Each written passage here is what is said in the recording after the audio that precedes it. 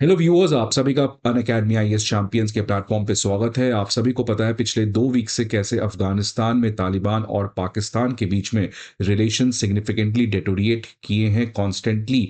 जब से पाकिस्तान ने अफगानिस्तान के पाक्तिका प्रोविंस में एयर स्ट्राइक किया है to destroy the Tehreek-e Taliban infrastructure, तब से कॉन्स्टेंटली अफगान तालिबान और तहरीके तालिबान पाकिस्तान, जिसको हम पाकिस्तानी तालिबान भी कहते हैं, वो पाकिस्तान के अगेंस्ट अटैक स्टार्ट कर दिया है। इसी कॉन्टेक्स्ट में एक न्यूज आया था कि पाकिस्तान के नॉर्थ में एक प्रोविंस है जिसका नाम है खैबर पख्तूनख्वा प्रोविंस। उस खैबर पख्तूनख्वा प्रोविंस में 16 न्यूक्लियर इंजीनियर्स को किडनैप कर लिया गया था, जो एक यूरेनियम माइनिंग साइट में काम कर रहे थे।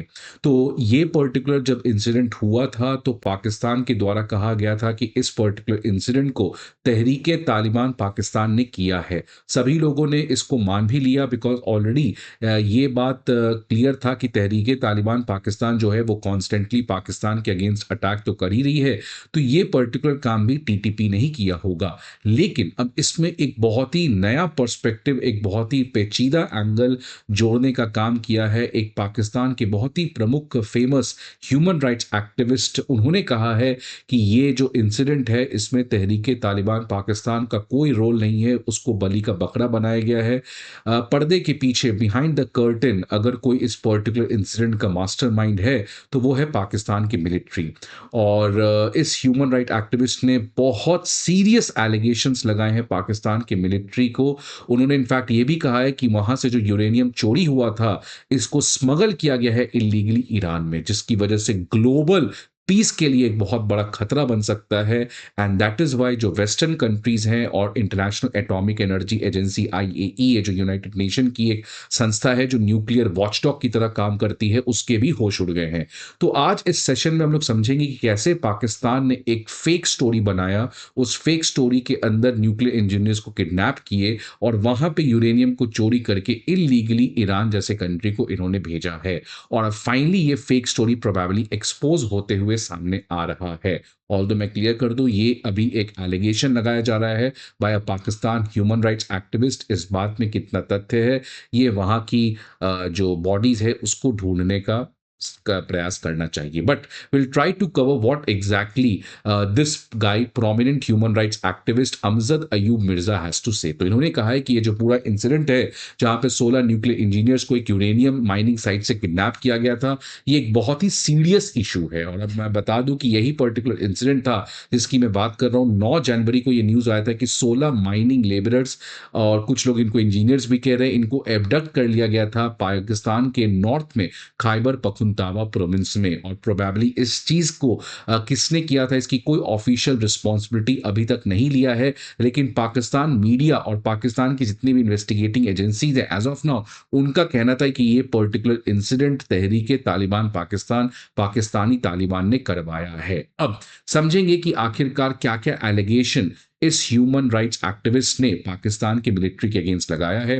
बट उसमें जाने के पहले स्टूडेंट्स, आप सभी के लिए एक इंपॉर्टेंट इंफॉर्मेशन कि अनअकैडमी आईएएस आप सभी के लिए एक बहुत बड़ा इनिशिएटिव लॉन्च किया है। आप सभी को पता है कि आपके इस एस्पिरेंट के जर्नी में 3 बेसिक कठिनाइयां आती हैं। पहला, सिलेबस को समझना; दूसरा, अपने आप को constantly day to day update रखना; और तीसरा, एवेल्युएट करना that whether you are going in the right direction और नॉट। इन तीनों चीज के लिए 3 सॉल्यूशंस लेके आया है अनअकैडमी आईएएस।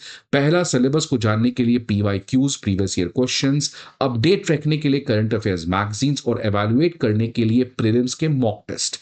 अब सबसे खास बात क्या है, to make study affordable, Unacademy IAS ये तीनों चीज आपको फ्री ऑफ कॉस्ट प्रोवाइड करने जा रहा है। So this is something a great offer from the Unacademy IAS to our fellow aspirants. आप इन सभी के पीडीएफ को डाउनलोड करने के लिए हमारे डिस्क्रिप्शन बॉक्स में जाइए, वहां पे आपको एक लिंक देखने को मिलेगा और वहां से आप ये सभी चीजें डाउनलोड कर सकते हैं। अब मिर्जा साहब ने क्या कहा, तो मिर्जा साहब ने कहा कि जो तहरीके तालिबान पाकिस्तान के ऊपर यह आरोप लगाया जा रहा है कि उसने यूरेनियम को चोरी किया है, यह सिचुएशन इतना ईज़ी नहीं है जितना हम समझ रहे हैं। इनफैक्ट ये बहुत कॉम्प्लेक्स सिचुएशन है और ये इसीलिए कॉम्प्लेक्स कॉम्प्लेक्स है बिकॉज़ इस पूरे इंसिडेंट में किसी अंदरूनी संगठन का हाथ है जो कि पाकिस्तान की मिलिट्री है।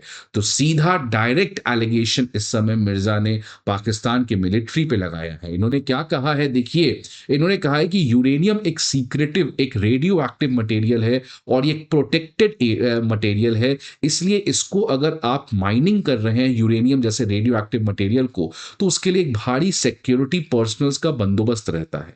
अब आप बताइए कि तहरीके तालिबान पाकिस्तान के कुछ लोग आए, वो इस यूरेनियम माइनिंग साइट के अंदर घुस गए, वहां की जो सिक्योरिटी थे उसको ब्रीच किए और इस पूरे इंसिडेंट में एक भी गोली चलने की कहानी, एक भी गोली चलने की रिपोर्ट इस समय सामने नहीं आई है। तो क्या कर रही थी वहां के सिक्योरिटी पर्सनल? क्यों नहीं रोक पाई तहरीके तालिबान पाकिस्तान को? अगर तहरीके तालिबान पाकिस्तान को अंदर आने दी, मतलब सिक्योरिटी पर्सनल्स उसके बिहाफ में काम कर रही थी। तो ये एक जायज सा सवाल है जो मिर्जा जी ने उठाया है यहाँ पे। दूसरा चीज इन्होंने कहा कि जब यूरेनियम की चोरी हो गई तो आपने क्यों नहीं कोई इमीडिएट रिस्पॉन्स किया? क्यों नहीं आपने हेलीकॉप्टर्स के यूज करके एबडक्टर्स को खोजने का प्रयास किया या किसी तरीके का आपने कोई अटेम्प्ट किया कि कैसे इस चीज को ढूंढा जाए कि आखिरकार ये यूरेनियम गाया गया कहाँ है? इन सारी चीजों से पता चलता है कि किसी ने जानबूझकर वहां से चोरी करवाया है।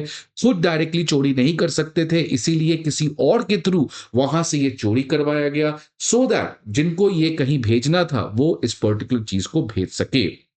अब इसी के बीच में इंडिया टीवी की तरफ से खबर आती है, वो कहा जाता है कि अगेन इसी ह्यूमन राइट्स एक्टिविस्ट ने ये कहा है कि वहां से जो यूरेनियम चोरी हुआ है ये ईरान स्मगल हो गया है। और ये बात बहुत लोग अगेन सरप्राइज नहीं होंगे बिकॉज ईरान आपको पता है कि डोनाल्ड ट्रंप के आने की वजह से घबरा चुका है और ईरान अपने आप को डेटरेंस, ईरान अपने आप को स्ट्रांग करने के लिए यूरेनियम के एनरिचमेंट को बढ़ाया है और इस समय ईरान को यूरेनियम की डेफिशिएंसी भी है, इसलिए वो बहुत सारे ऐसे ग्रुप से यूरेनियम सप्लाई के लिए बात कर रहा है। तो इसी कॉन्टेक्स्ट में ये कहा गया है बाय ह्यूमन राइट्स एक्टिविस्ट ने कि पाकिस्तान की मिलिट्री ने जानबूझकर ईरान को इस तरीके से स्मगल किया। अब खुद तो ये पाकिस्तान की मिलिट्री कर नहीं सकती थी बिकॉज सैंक्शंस लग जाते हैं, आप न्यूक्लियर मटेरियल्स को इस तरीके से सप्लाई नहीं कर सकते हो। इसी के लिए पाकिस्तान की मिलिट्री ने एक फेक स्टोरी बनाया, तहरीके तालिबान पाकिस्तान को एक उसमें पूरा मेन कैरेक्टर दिया, उसके बिहाफ में वहां से सो कॉल्ड चोरी हुआ और उसको ईरान में स्मगल कर दिया गया। अब ईरान में स्मगल करने से इंडिया को कोई परेशानी तो नहीं है, ऑल्दो ग्लोबल पीस को परेशानी है, लेकिन इजराइल को ज्यादा परेशानी हो सकती है। लेकिन हमारे लिए जो एक इमीडिएट परेशानी हो सकती है कि अगर सेम काम बांग्लादेश को लेके हुआ, बिकॉज बांग्लादेश भी आप देखिए जब से मोहम्मद यूनुस की इंटरिम गवर्नमेंट आई है तब से कॉन्स्टेंटली पाकिस्तान के साथ किसी तरीके का न्यूक्लियर समझौता करने का प्रयास कर रही है।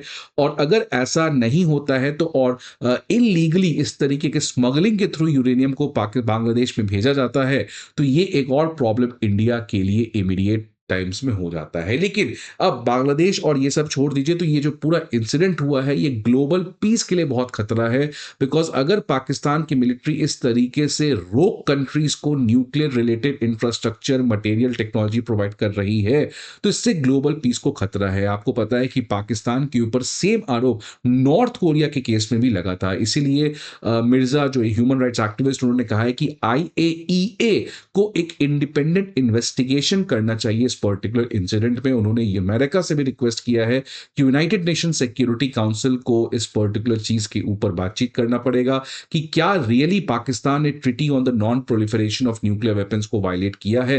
बिकॉज इस ट्रीटी के अंदर आप किसी अनऑथराइज तरीके से न्यूक्लियर टेक्नोलॉजी और मटेरियल को ट्रांसफर नहीं कर सकते हो एक कंट्री से दूसरे कंट्री में। अब अमेरिका इसके खिलाफ एक्शन लेता है कि नहीं लेता है ये तो समय बताएगा, बट अमेरिका आपको पता है कि रिसेंटली पाकिस्तान की कुछ कंपनीज के ऊपर बैलिस्टिक मिसाइल्स को बनाने के आरोप में सैंक्शंस भी लगाया है और डोनाल्ड ट्रंप के आने की वजह से प्रोबेबली एक्सपेक्टेड है कि अमेरिका इस पर्टिकुलर चीज को, इशू को संज्ञान में लेगा।